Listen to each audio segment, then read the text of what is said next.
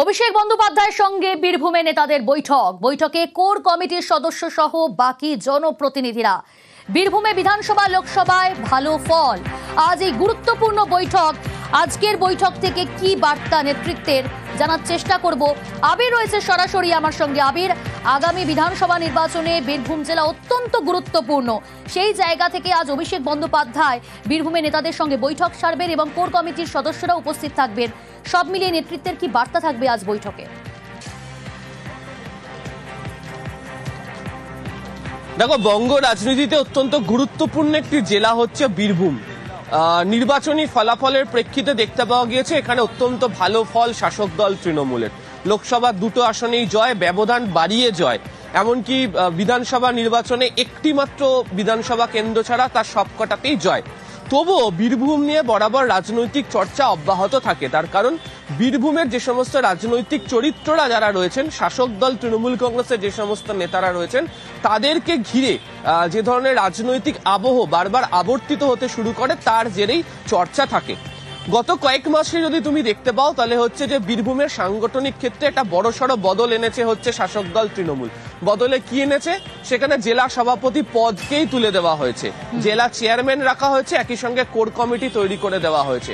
ফলে একটা সময় যে বীরভূমে জেলা সভাপতি বলতে অনুব্রত মণ্ডলের নাম নিয়ে চর্চা হতো, তিনি ওই কোর কমিটির সদস্য হিসেবে তিনি রয়ে গিয়েছেন, যদিও তাকে কোর কমিটির কনভেনার করা হয় পরবর্তী সময়। এবং বীরভূমের রাজনীতিতে চর্চা হয় কি, কখনো কাজল বনাম অনুব্রত, কখনো বা চর্চা হয় দুই গোষ্ঠীর একাধিক নেতাদের নিয়ে।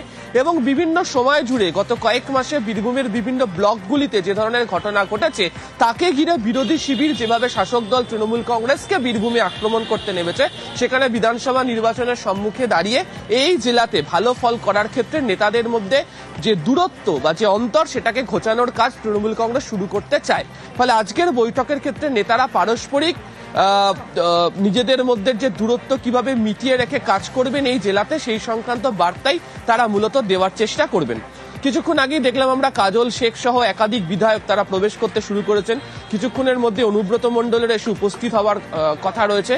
দুটো কারণে আজকের বৈঠকের ক্ষেত্রে গুরুত্ব। এক, প্রথমত হচ্ছে বীরভূম জুড়ে প্রচুর পরিযায়ী শ্রমিক রয়েছেন, ফলে এই পরিযায়ী শ্রমিকদেরকে সঙ্গে নিয়ে এই যে ভাষা আন্দোলনের ক্ষেত্রে নেতাদের কি ভূমিকা পালন করতে হবে সেই বার্তা দেওয়া।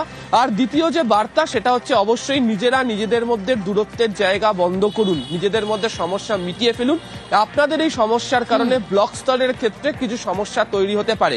ফলে যে বা যারা পারফর্ম করেছে, কোর কমিটির ক্ষেত্রে পারফরমেন্সকে গুরুত্ব দিয়ে যেমন তাদেরকেই দায়িত্ব তুলে দেওয়া হয়েছিল, ব্লকের ক্ষেত্রে সেটিকেই মান্যতা দিয়ে এগোনো হতে পারে, সেই সংক্রান্ত বার্তাও আজকে তাদের কাছে বুঝিয়ে দেওয়া হবে। ফলে সেদিক থেকে দেখতে গেলে বঙ্গ রাজনীতিতে চর্চিত জেলা এবং বঙ্গ রাজনীতির মধ্যে দাঁড়িয়ে চর্চিত এই নেতাদেরকে সঙ্গে নিয়ে আজকে বৈঠক সারবেন অভিষেক বন্দ্যোপাধ্যায়।